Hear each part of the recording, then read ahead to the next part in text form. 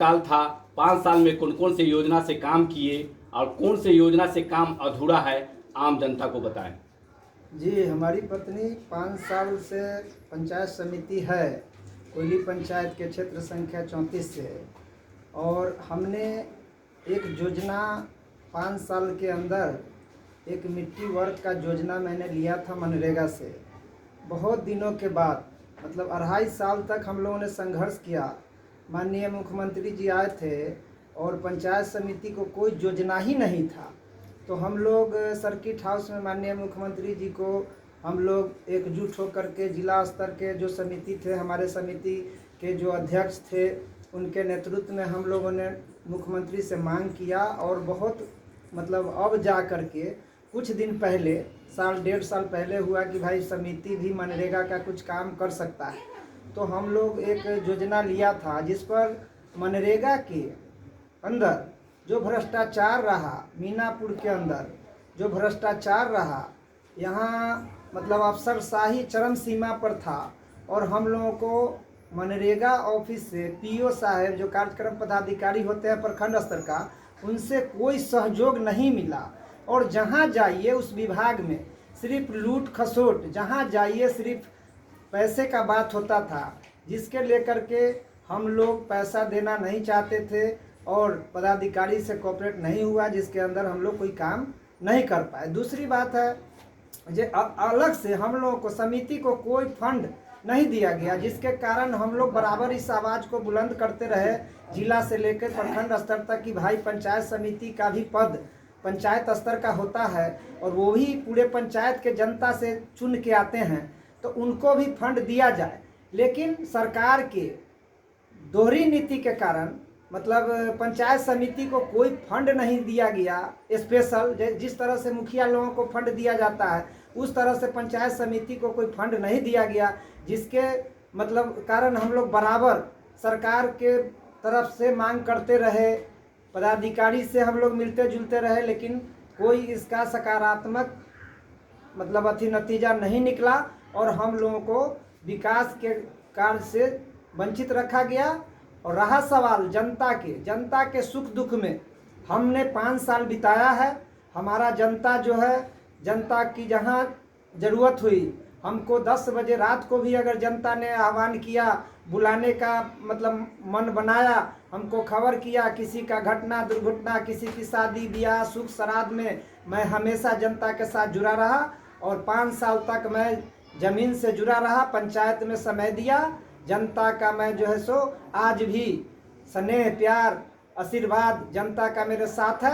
और हम जनता के ही बल पर आज फिर दोबारा पुनः अपना जो है से हम भाग आजमाने के लिए जनता के बीच में आएंगे।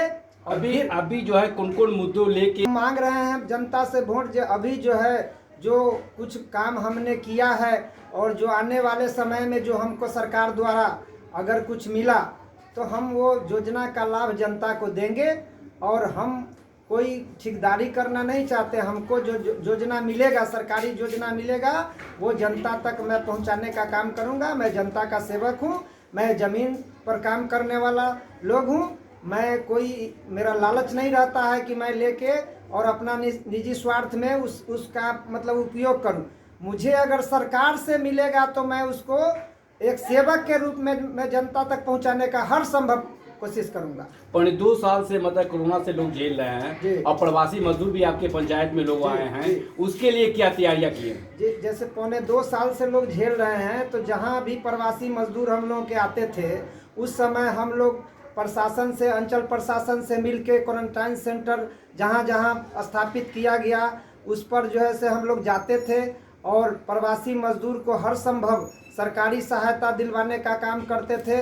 उनको खाना मुहैया करवाते थे, उनको जो है से सरकार के द्वारा जो भी सहायता मिलता था वो हम लोग दिलवाने का काम करते थे।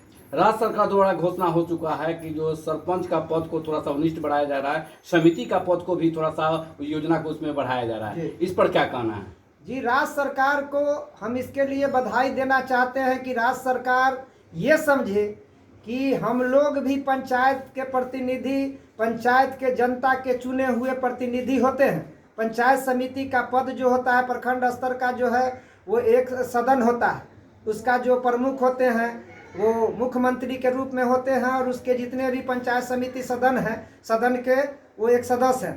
तो जिस तरह से हमारा राज्य में विधायक का सदन होता है, मुख्यमंत्री का सदन होता है, उसी तरह से हमारा प्रखंड में भी सदन है। प्रमुख के द्वारा जो हम लोगों का जो कमेटी है उसका सदन हम लोगों का प्रखंड में है।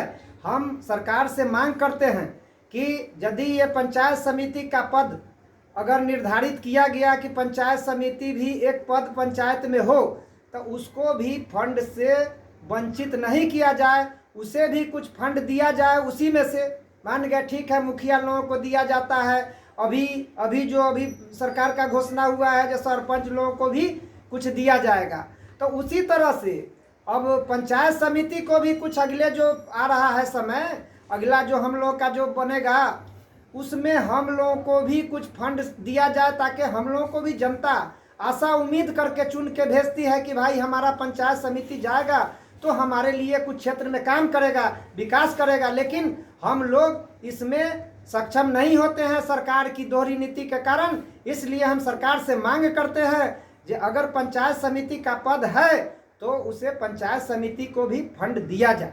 जीतने के बाद आपका जो है से फिर दोबारा अगर चुने जाते हैं आपकी पत्नी समिति से, तो जीतने के बाद फर्स्ट प्राथमिकता क्या रहेगी आपकी? हमारी प्राथमिकता फर्स्ट रहेगी, जो हम लोगों को जो सरकार द्वारा जो विकास योजना का जो मिलेगा फंड, उसको तुरंत जीतने के बाद हम उस पर अमल करेंगे और उस पर जनता के बीच में काम करेंगे। जहां ज़रूरत पड़ेगा, जहां जिस क्षेत्र में, जिस वार्ड में हमारा काम होगा कि भाई इस क्षेत्र में पहले काम करना आवश्यकता है, उसको हम सबसे पहले पूर्ण करेंगे। जो कि हमने एक हरिजन टोला है हमारा यहाँ कोयली भराव में, जिसको मैंने एक सड़क जो है मैं लिया था, जो मेरा अभी आचार संहिता में अटक गया है, उसका सारा प्रक्रिया मैं करा चुका हूँ और मैं जीतूंगा तो सबसे पहले उस सड़क को मैं करवाऊंगा।